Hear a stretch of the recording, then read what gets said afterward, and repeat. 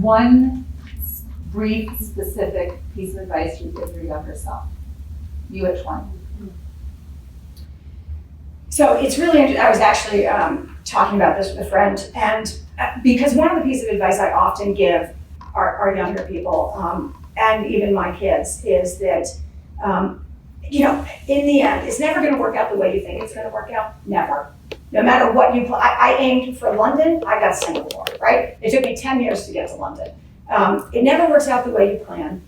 Planning is important, but you've got to go with the flow. And don't be so hard on yourself. Don't stress so much that it's not going to work, right? And we still need to do that even today, because we are really hard on ourselves, right? Women in particular, we're all about perfection, right?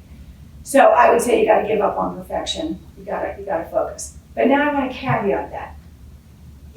And so I believe that, but if you want to be in the C-suite of a major public company or to lead a major foundation like Rachel does, it is not going to come without sacrifice. It is not going to come with, I guarantee it's a 7-day-a-week, 20 sometimes hour a day job. Sometimes there's no sleep at all, right? So even though I would give my younger self that advice, the truth is, I think the bigger piece of advice is, you got to know what you want.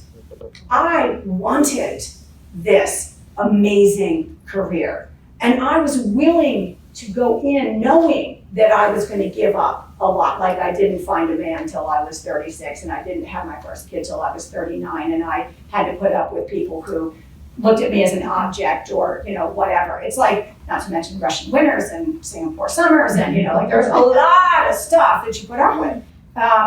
So I guess the advice would be, know what you want.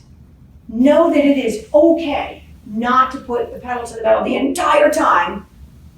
Your life is going to happen. Say, some of you, we're going to have like 50-year careers at this point, right? I have no plans to stop working. So I got like another 10, 15 years. That's going to be more than 50 years for me in employment, right? So if that's the case, you got time for like a lot of careers. You've got a time where you're putting the pedal to the metal. You got a time where you're stepping back. You've got a time where something's going to happen and you're going to have to help an aging parent or a special needs child or whatever. So be ready for all of those things and be open.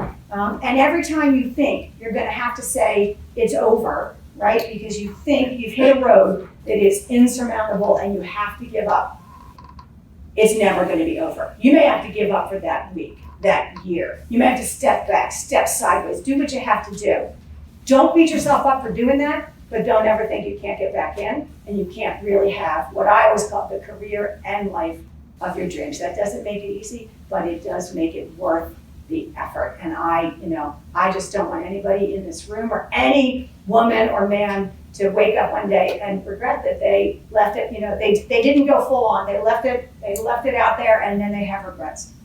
I made a lot of mistakes, but boy, the one thing I don't have a lot of is regrets.